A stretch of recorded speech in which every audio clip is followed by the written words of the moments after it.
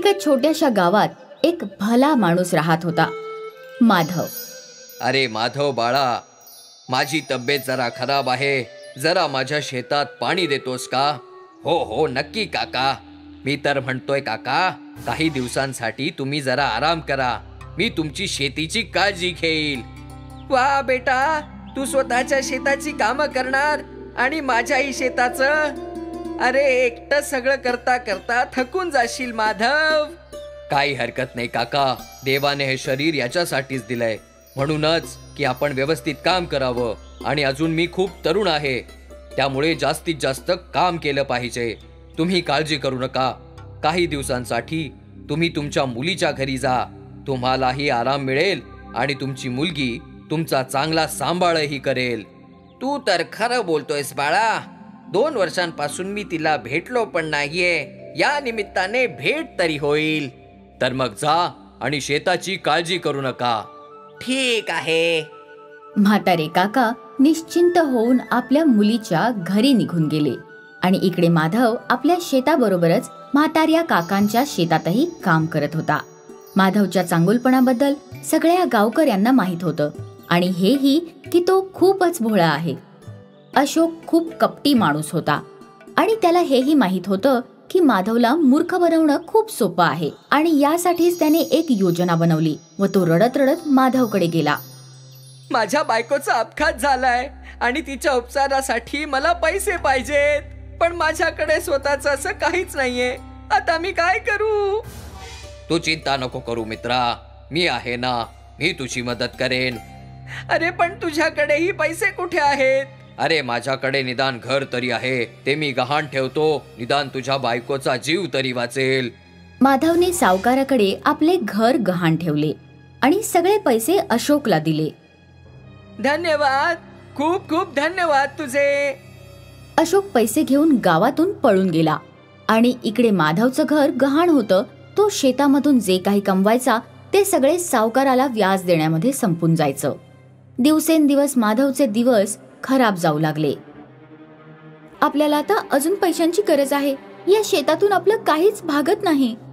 मी विचार करतोय, आता मधून मधून शहराच्या ठिकाणी काम करायला जात जाईल.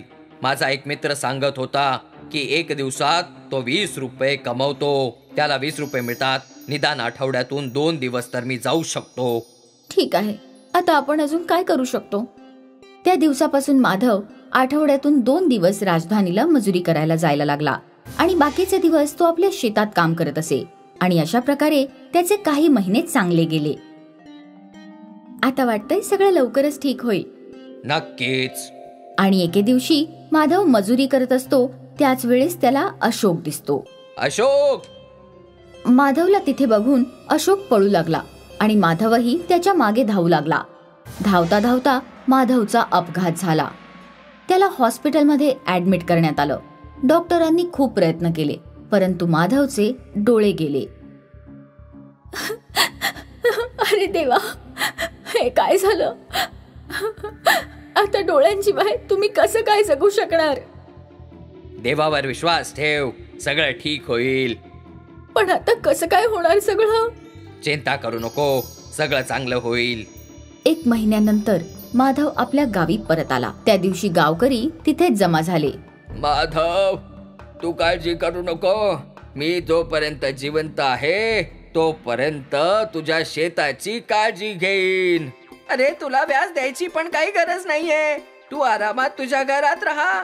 तू गाववाल्यांसाठी एवढं केलं आहेस, आता तुझ्या वाईट दिवसात आम्ही तुझी मदत करू. धन्यवाद, खूप खूप धन्यवाद.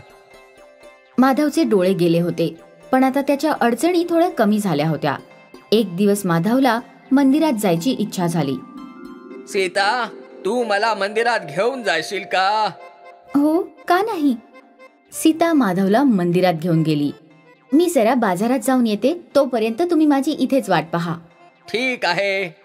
माधव मंदिरात बसून राहतो. खूप तास निघून जातात. आतापर्यंत सीताने यायला हवं होतं. कुठे थांबली असेल काही? याच विचारात अंधळा माधव स्वतः सीताला शोधायला निघाला आणि रस्ता विसरून तो जंगलाकडे वळाला. बराच वेळ चालल्यानंतर त्याला ते समजलं. मी नक्कीच रस्ता विसरलोय. इथेच वाट बघतो. आता कोणी ना कोणी येईलच मला शोधायला. माधव त्याच झाडाखाली बसला. खूप तास झाले. अर्धी रात्र उलटून गेली होती. माधव वाट बघत होता आणि अचानक त्याला कुणाचं तरी हसणं ऐकू आलं आणि तिथे 4 भूत प्रकट झाली.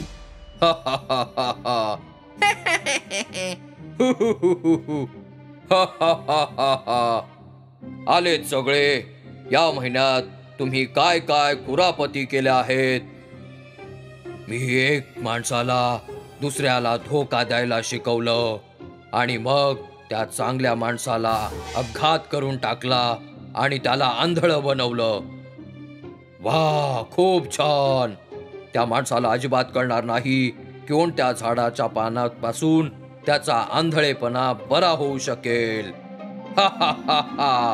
आणि तू सांग. मी राजकुमारीला मोका बनवलंय. वा, खूप छान. राजाला कधी कळणार नाही.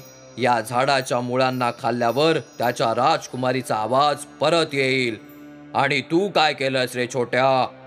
मी तर सगळ्यात मोठं काम केलंय. मी नदीला पूर्ण कोरडं करून टाकलं. सगळे लोक पाण्यावर मरून जातील. वा वा वा, हे तर खूप छान काम केलंस. लोकांना कधीच कळणार नाही की डोंगरावरच्या लाल शिळेला बाजूला करून नदी पुन्हा वाहायला लागेल. तुम्ही सगळ्यांनी खूप चांगलं काम केलंय. आपण सगळे पुढच्या महिन्यात पुन्हा भेटूया. या सगळ्या गप्पा माधवने ऐकल्या होत्या आणि माधव आता झाडाखाली बसून सकाळ होण्याची वाट पाहू लागला. सकाळ झाल्यावर दवबिंदू त्याच्यावर पडू लागलं. त्यातील काही दवबिंदू त्याच्या डोळ्यांमध्ये पडले आणि त्याचे डोळे बरे झाले. हे देवा, तुझे लक्ष लक्ष आभार. माधवने त्या झाडाच्या काही फांद्या तोडल्या आणि तो डोंगराच्या दिशेने चालू लागला. डोंगरावर पोहोचल्यावर त्याने त्या लाल रंगाच्या सगळ्या शिळा बाजूला केल्या आणि पुन्हा एकदा ती नदी वाहू लागली. ही देवाची कृपा आहे. ही देवाची नाही, या माणसाची. आभार मानायचे तर या माणसाचे माना. ते बघा, त्याने नदीचे मुख मोकळं केलंय. जेव्हा राजाला हे सगळे कळले तेव्हा तो खूप खुश झाला आणि त्याने माधवला आपल्या दरबारात बोलावले. तू खूप मोठ्या समस्येला सोडवलं आहेस. त्यामुळे बक्षीस म्हणून मी तुला एक हवेली आणि सुवर्ण मुद्रा देऊ इच्छितो. कृपया याचा स्वीकार कर. करेन, पण आधी मी अजून एक समस्या सोडवू इच्छितो. ती काय? मी राजकुमारीला तिचा आवाज परत मिळवून देणार आहे. खरंच? हो. माधवने त्या झाडाच्या मुळांना कुटून ते राजकुमारीला खायला दिले आणि खाताच राजकुमारी पुन्हा बोलू लागली. पिताश्री.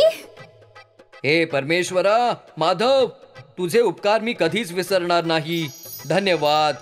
त्याच्या बदल्यात मी तुला माझं सर्व काही दिलं तरी कमीच आहे. मला काहीच नकोय. आता सगळं काही ठीक झालंय. माझ्यासाठी हेच पुरे आहे. धन्यवाद. मी आयुष्यभर तुमची ऋणी राहीन. मी तर फक्त तेच केलंय जे मला करायला हवं. तसंही जो दुसऱ्यांची मदत करतो तोच खरा माणूस असतो. अगदी बरोबर. तुझ्यासारखी चांगली माणसंच माणुसकी जिवंत ठेवू शकतात माधव. राजाने माधव आणि सीतासाठी एक खूप मोठी आलिशान हवेली बांधली आणि माधवला खूप सारी जमीन भेट म्हणून दिली. आणि अशा प्रकारे माधव, जो फक्त एक शेतकरी होता, तो आपल्या चांगुलपणामुळे आता मोठा जमीनदार झाला होता. म्हणूनच म्हणतात ना, कर भला तो हो भला.